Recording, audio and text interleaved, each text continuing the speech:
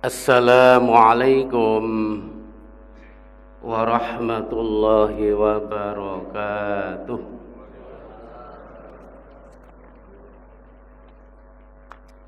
Bismillahirrahmanirrahim. Alhamdulillahi rabbil alamin. Alhamdulillahilladzi ahyana ba'dama amatana wa ilaihin nusyur. Ashhadu an la ilaha illallah wahdahu la syarikalah wa ashhadu anna Muhammadan abduhu wa rasuluh. Allahumma salli ala Muhammad wa ala alihi wa ashabihi wa sallam. Qala Allah ta'ala fil Qur'anil azim. A'udzu billahi minasy syaithanir rajim. Bismillahirrahmanirrahim.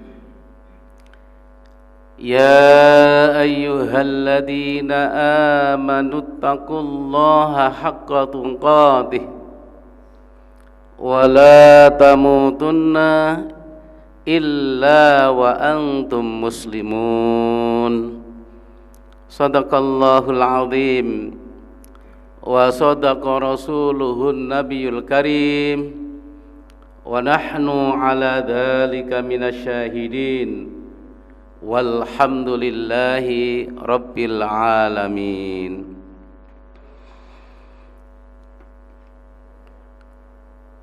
Bapak Ibu jamaah salat subuh yang dimuliakan Allah Subhanahu wa taala,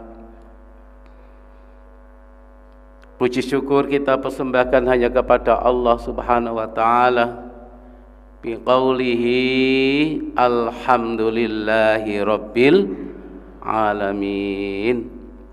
Alhamdulillah saya masih diberi umur, dipertemukan Allah dengan bulan Ramadan, dan saya harus bisa mengisi berbagai amal ibadah di dalam bulan suci Ramadan ini supaya kelak menjadi hamba Allah yang muttaqin.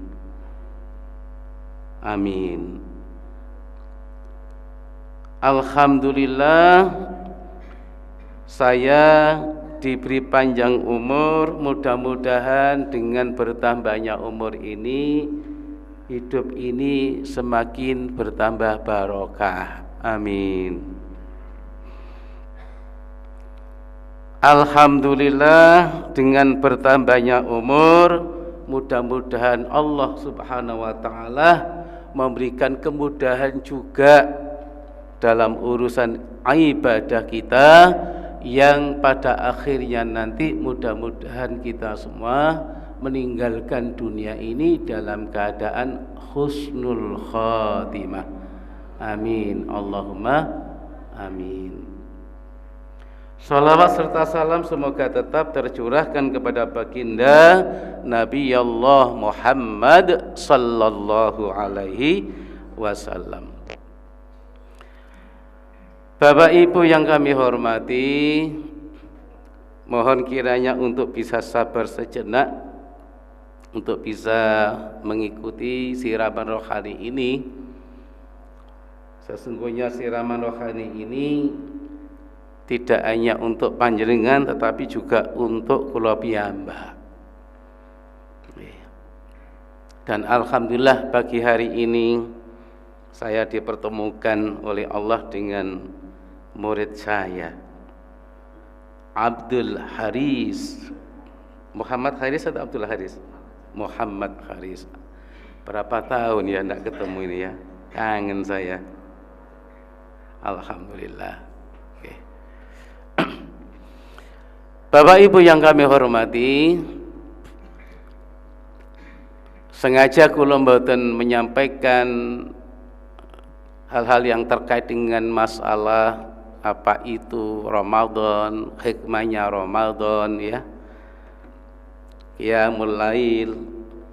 Tetapi dengan perjumpaan kita dengan bulan suci Ramadan ini, kita berdoa kepada Allah, mudah-mudahan amal ibadah yang kita lakukan ini itu bisa membersihkan jiwa kita ini dari 8 hal yang dibenci oleh Rasulullah Muhammad SAW.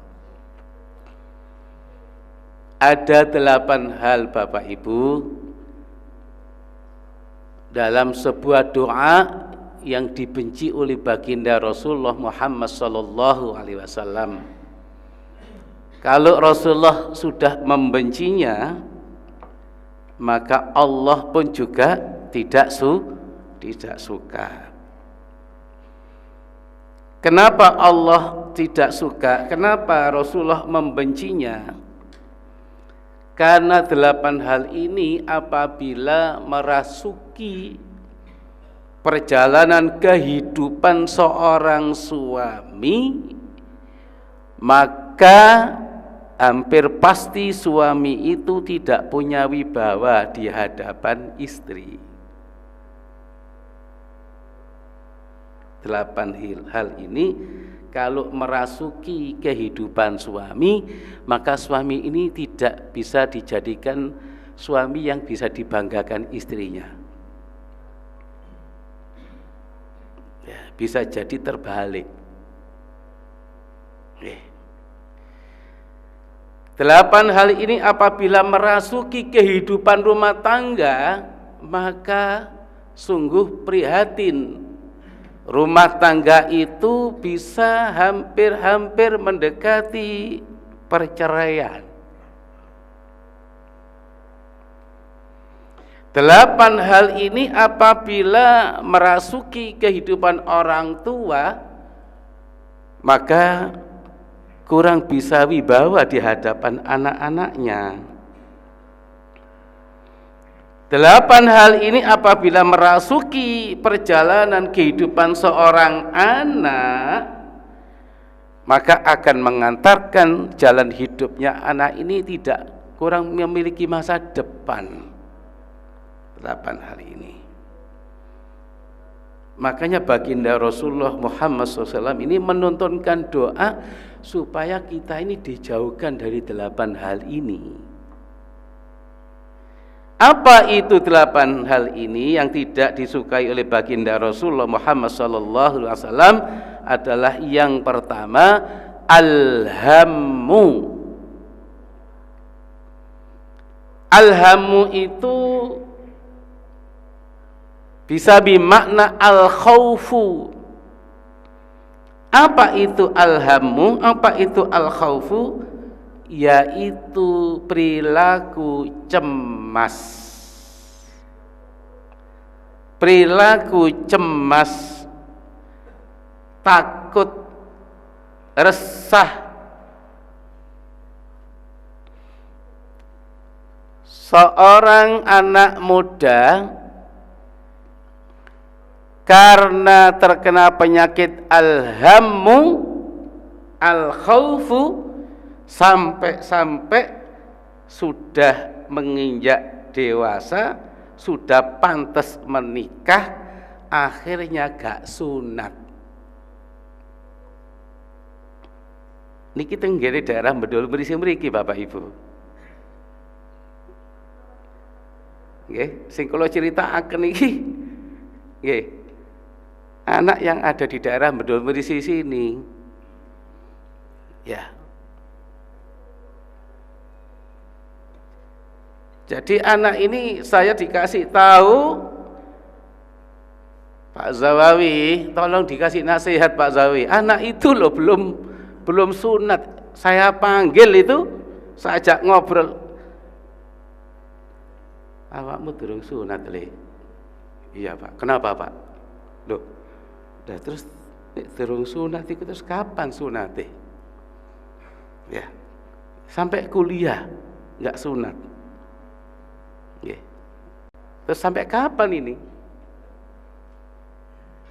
Ya.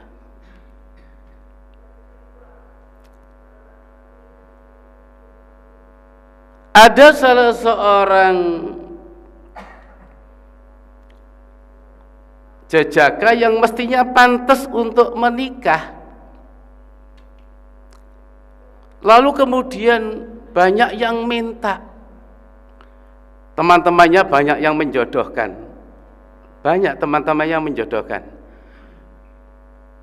semuanya itu tidak ada yang bisa diterima. Apa kesimpulannya? Aku takut gak iso nguwai mangan. Ini bicara masalah iman, Pak. Ini iman. Dia masih belum yakin bahwa yang memberi rizki itu bukan dirinya, tapi Allah. Ini Al-Quran ini wonten ayat ngeten. Nggih, Pak Billy niki wonten duda-duda. Nggih. Yang saya Bu. Nggih. Duda-duda tapi masih segar bugar. Ya. Jangan takut putus asa. Ya. Karena sesungguhnya menikah itu adalah dalam rangka melaksanakan syariatnya Allah. Menikah itu dalam rangka melaksanakan sunnahnya Rasulullah. Menikah itu bagian daripada ibadah.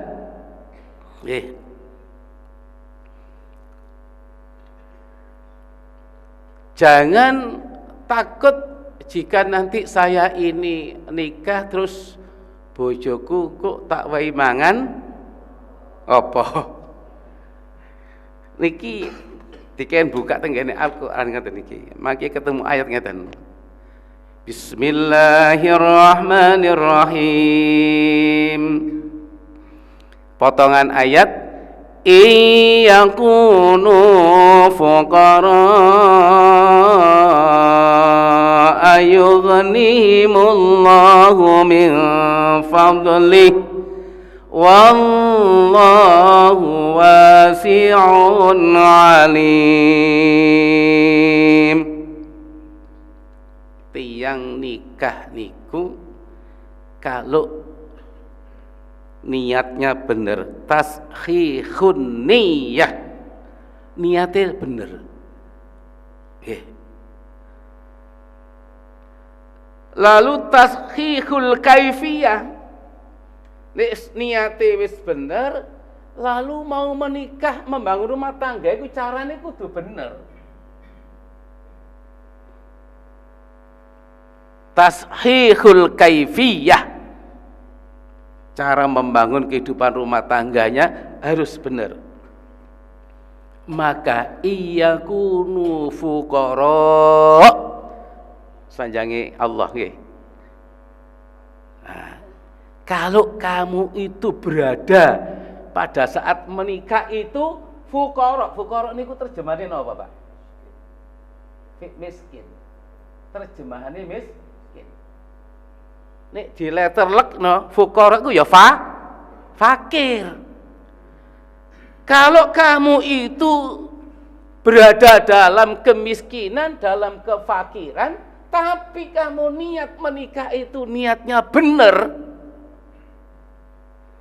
Nggih. Anak-anak sekolah nggih. Teng pundi kala wingi nggih.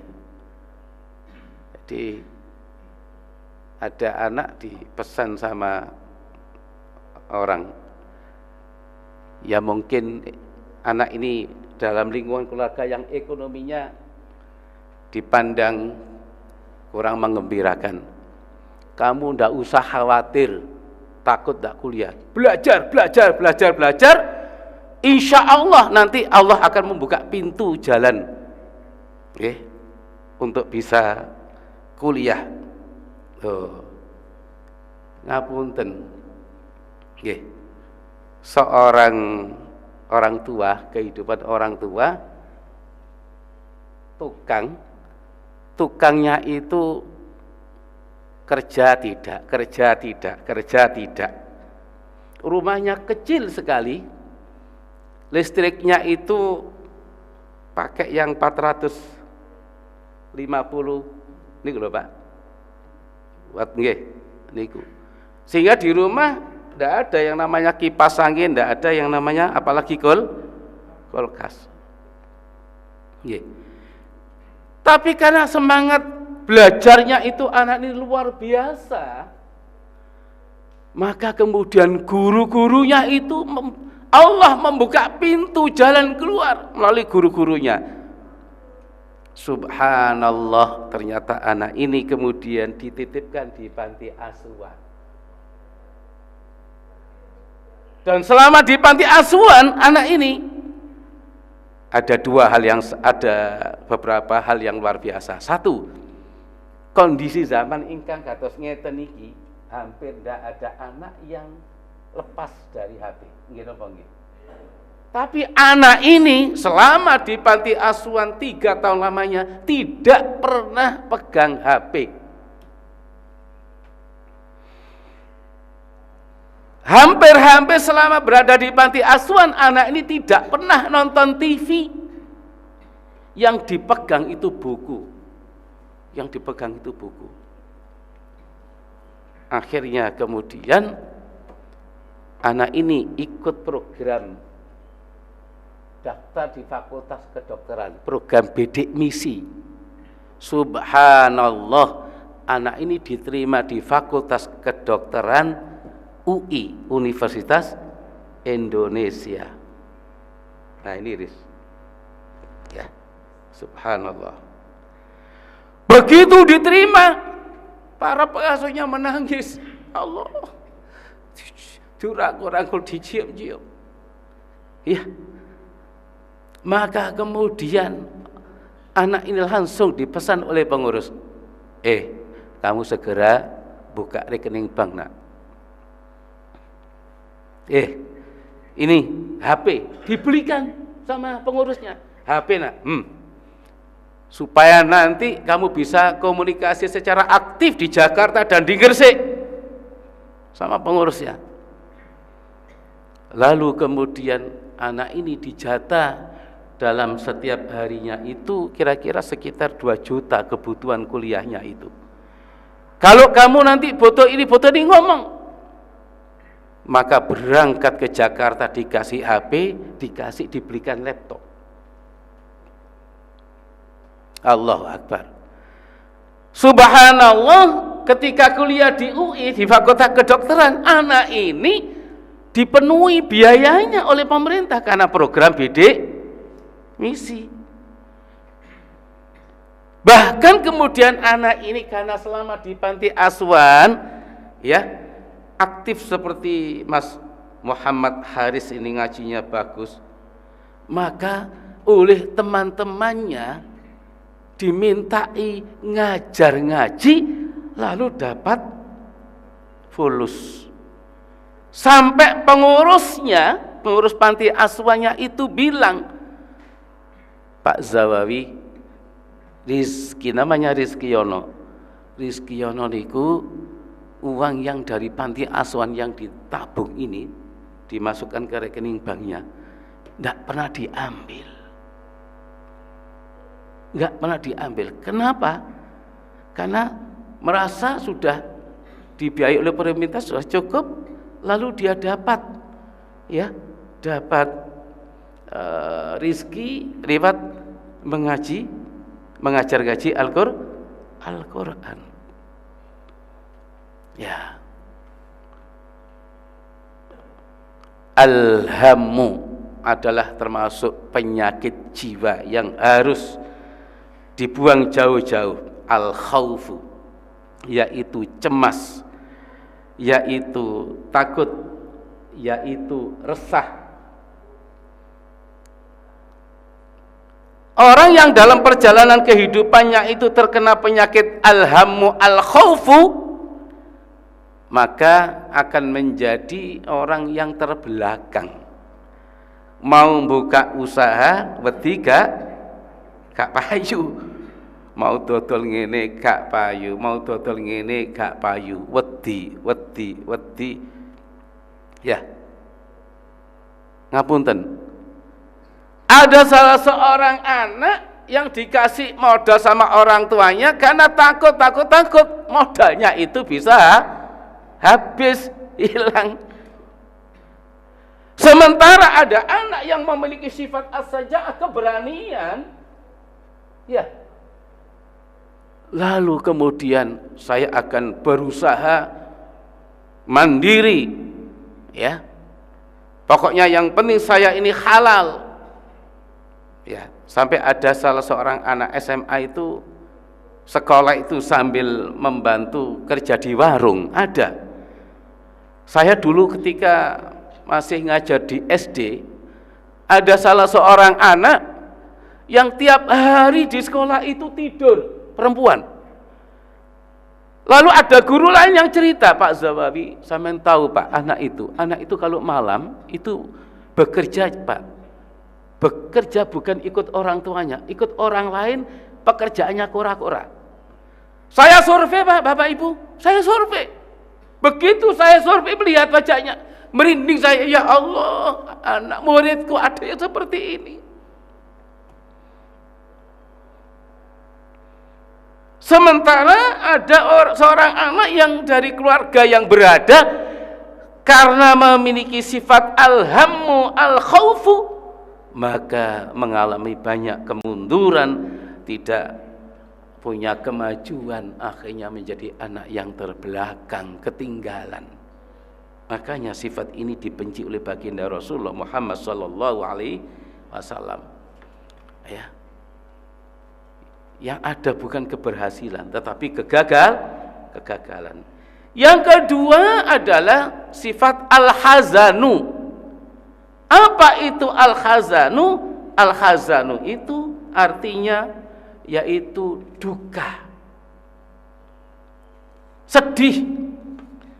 Ada orang yang dalam hidupnya itu dibayang-bayangi dengan duka yang tidak henti-henti, kesedihan yang diabadikan.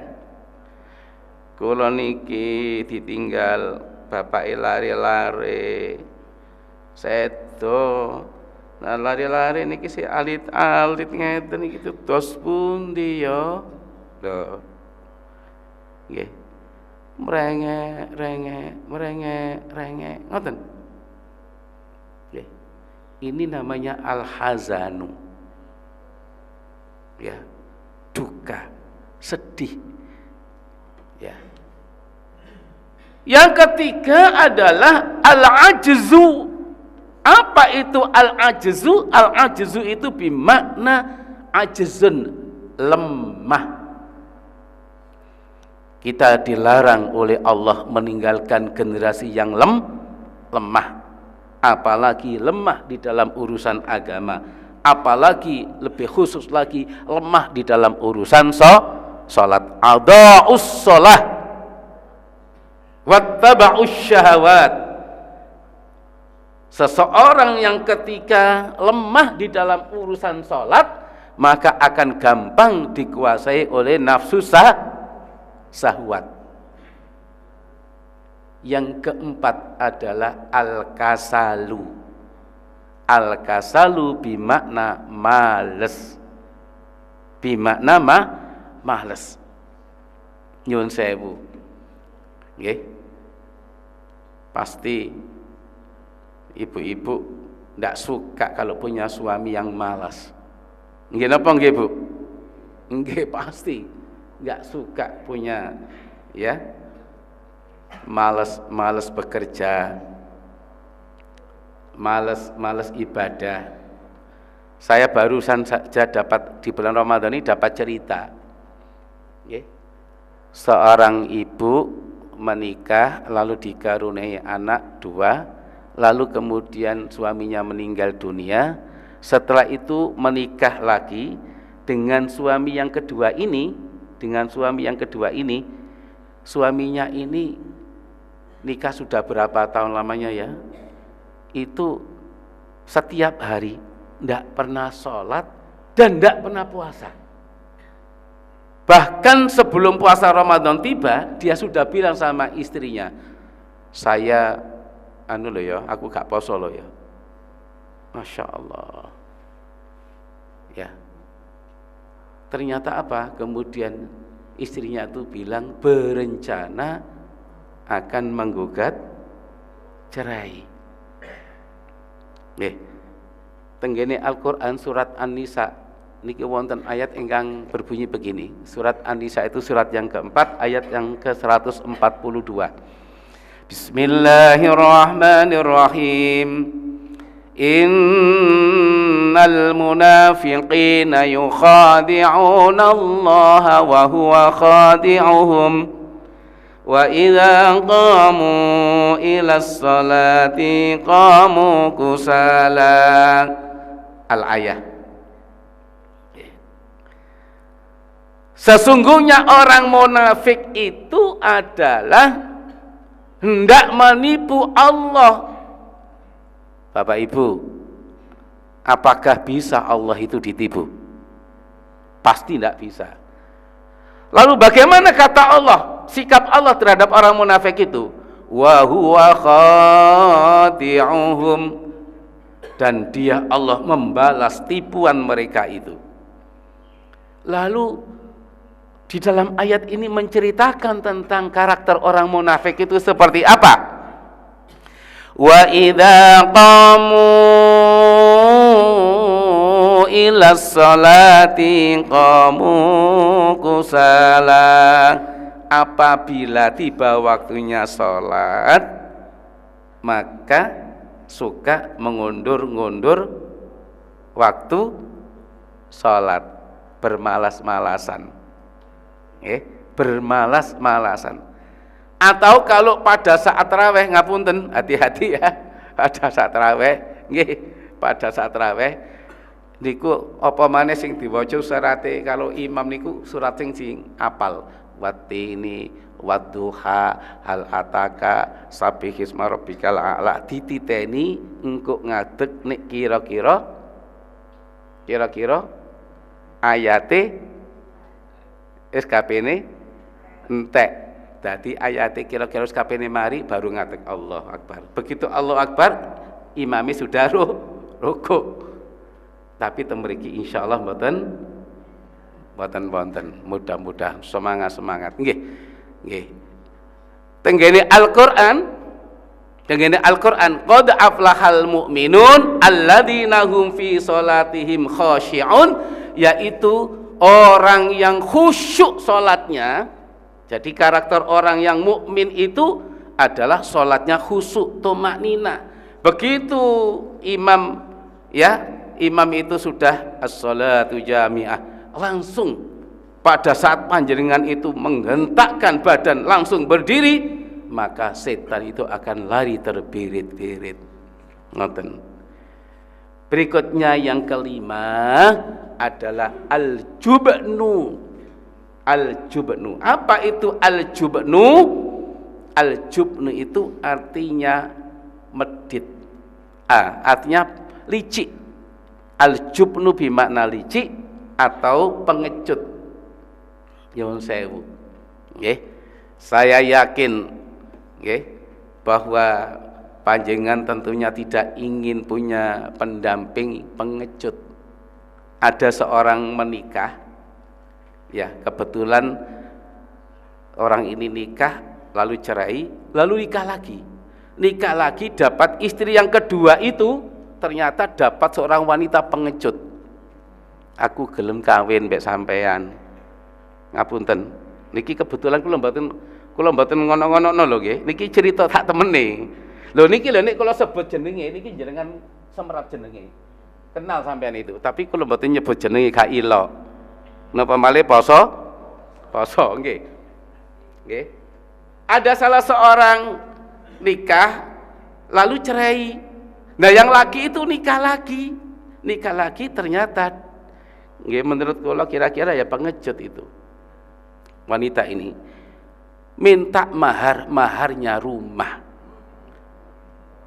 Nah, setelah selesai menikah tidak begitu lama cerai untuk dapat rumah. Pinter, masya Allah. Pernikahan ingkang kados ngeten iki dimurkai Allah, Bapak Ibu. tenggene hadis ngeten, man nakahal mar'ata limaliha haramallahu malaha wa jamalaha. Ana wong sing nikah mergo pikirane donya. Ya, wong ki lak sugih ta. Aku gelem kawin mbek sampean, syaratnya aku njaluk omah ya. Nggih, niki kisah nyata.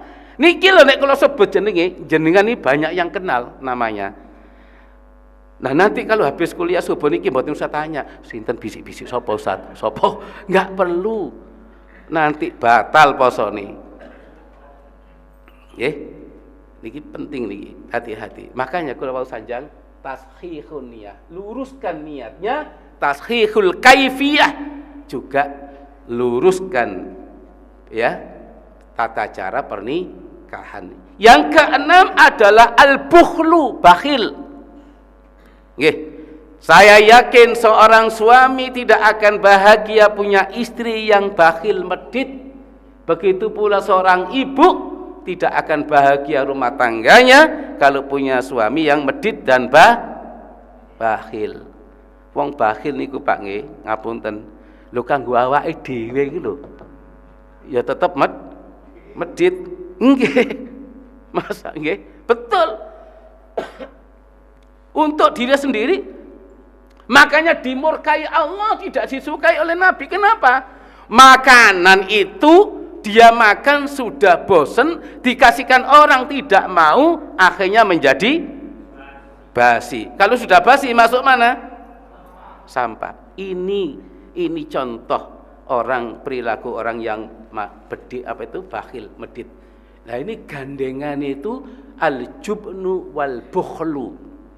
Yang terakhir Bapak Ibu, nggih, yaitu al-ghalabatu ad-daini. Nggih, Masya Allah. Nggih, kula niki pernah menyaksikan orang bergerombol ibu-ibu. Bergerombol ibu-ibu. Ternyata gerombolan ibu-ibu itu ada combenya. Ada combenya. Nggih. Gerombolan ibu-ibu niki adalah punya hobi yang sama, yaitu senengane utang. Nanggone lho ngono kok ngguyu. Utang nanggone tukang renter. Lah combene niki wau suka itik-itik kon gak utang ta Yuka. Yuli. Mboten Yuka teng mriki lho nggih. Mboten Yuli teng mriki niki mboten Yuka Yuli ingkang teng mriki nika lho. Yuka Yuli. Ya. Sinten malih? Yu 6. Iki lho pompong ana dhuwit sampean gak utang ta, ngoten. Ternyata ujung-ujungnya combenya tadi itu kalau sudah punya berhasil merayu nasabah tadi itu nggih, itu kemudian utang 1.000 dipotong pinten? 100 kok dipotong 1.000. Nggih, utang 1 juta. Utang 1 juta dipotong 100.000. Balikna pinten? 11. Lho bener niki. Jenengan kok semerap. Ngapunten nggih. Utang 1 juta sanjange sing rentenir iki wae tukang rentenir nggih. Itu saya ini dipotong 100 untuk administrasi. Balekno 1.100.000. Dados pinten Pak niku? Ternyata yang 100.000 tadi itu dibagi loro, 1 untuk combene niki wau. Dan orang yang kalau sudah berada di dalam lingkaran rentenir Bang Tedel niki wau, berat untuk lepas dari jaringan mergo utange sik kurang satu ansuran 2 ansuran nanti ditawari lagi. Nah, ditawari lagi Pak. Terus menerus kapan lepas dari rentenir ini? Maka ini sangat dibenci oleh baginda Rasulullah Muhammad sallallahu alaihi wasallam. Jangan sampai kita ini terlilit utang. Nggih. Yang terakhir. Nah, yang terakhir nggih. Nah. Nggih, ngapunten kalau kesuwen. Yang terakhir adalah wa qahrir rijal, yaitu ada orang yang dalam perjalanan kehidupannya itu senantiasa hidup dalam ketertekanan. Ngapunten. Rasulullah niku di dalam doa Pak niki doa. Mengajarkan Rasulullah mengajarkan doa, dan doa ini pertama kali diajarkan oleh sahabat Nabi di Madinah, namanya Abu Umamah Al-Ansari. Abu Umamah Al-Ansari itu ada seorang pengusaha yang kaya raya, lalu kemudian kebetulan menghadapi masalah yang pada akhirnya mengalami kebangkrutan. Dan Abu Umamah Al-Ansari niki ketika menghadapi masalah niku, nggih, ini menurut saya langkahnya benar nih. Apa langkahnya benar? Ya, jangan sampai menjadi pengecut tadi loh Pak. Nggih, karena ada orang yang kejeblok akhirnya membuat amal perbuatan yang licik, utang rono sampai sing diutangi mbek sing liyane nyambung. Loh, kon diutangi piro? 10 juta. Aku yo. Ternyata nyambung hampir sak kampung itu ji. Malah ada nyuwun sewu, ada Pak. Ada ya. Ada teman kuliah itu minta alamat. Misalkan, ini alamatnya Mas Muhammad Haris itu mana? Didatangi sambil membawa anak, enggak tahu anaknya itu yang diajak itu anaknya sendiri atau anak orang lain. Ini loh mau dikeluarkan, enggak bisa bayar ini.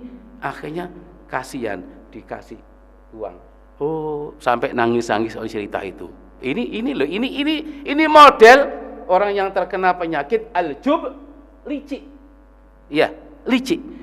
Ternyata di grup itu rame. Loh, aku ditekani iki. Oh, iya, nang kon kena piro? Aku diutangi 5 juta. Ono sing kita wae 1 juta tak bantu wae. Ono sing gitu. Karena terkena penyakit al-jubnu, pengecut, licik. Barokah Pak kira-kira hidupnya? Tidak barokah. Nah, Rasulullah memberikan tuntunan doa, dan doa ini ternyata bergandengan Pak. Doa ini bergandengan. Ternyata mboten menungso mawon sing ana jodhone, tapi ing dalam donga niki prilakune ana jodhone. Napa ngeten dongane? Insyaallah panjenengan sampun napa sedaya. Monggo derek kula. Bismillahirrahmanirrahim. Allahumma inni a'udzu bika minal hammi wal hazani wa a'udzu bika minal ajzi wal kasali wa a'udzu bika minal jubni wal bukhli wa a'udzu bika min ghalabatid daini wa qahrir rijal. Allahumma inni a'udzu bika minal hammi wal hazani wa a'udzu bika minal ajzi wal kasali wa a'udzu bika minal jubni wal bukhli wa a'udzu bika min ghalabatid daini wa qahrir rijal. Monggo sekali lagi. Allahumma inni a'udzu bika minal hammi wal hazani wa a'udzu bika minal ajzi wal kasali wa a'udzu bika minal jubni wal bukhli wa a'udzu bika min ghalabatid daini wa qahrir rijal. Amin. Dados Abu Umamah Al-Ansari setelah mengalami kebangkrutan, ternyata piyambake niku aktif datang ke masjid. Aktif datang ke masjid niku, kenapa kok aktif datang ke masjid? Dia merasa tidak nyaman di rumah karena banyak orang yang nagih utang. Loh, sanjangin Nabi, Abu Umamah, saya datang kamu sudah di masjid. Jamaah semuanya, sahabat pulang, saya pulang, kamu masih tinggal di masjid. Akhirnya pun tanglet, ditangeti Nabi. Begitu ditangeti Nabi, nangis, kaget Rasulullah. Cerita singkatnya, lalu kemudian, ya Rasulullah, harta kekayaannya saya habis, tinggal satu rumah, dan rumah ini mau disita. Rumah ini mau disita ya Rasulullah. Ya Rasulullah, saya sudah tidak punya apa-apa ya Rasulullah. Kata Rasulullah, wahai Abu Umamah, maukah aku tuntun doa? Jika doa ini kamu apalkan, kamu baca doa ini sehabis sholat 5 waktu, lalu kamu praktekkan dalam kehidupan sehari-harimu, maka ketahuilah Allah akan membuka pintu rizki untuk kamu, dan Allah akan membebaskan kamu dari hutang piutang. Tetesan air mata niku langsung berhenti, dan ya Rasulullah, segera tuntun kami doanya. Subhanallah, setelah doa ini diapal, diamalkan, dipraktekno dalam kehidupan sehari-hari, cerita singkatnya Abu Umamah Al-Ansori balik dadi wong sugih. Nggih, dan orang kaya itu adalah dicintai Allah dan Rasulnya.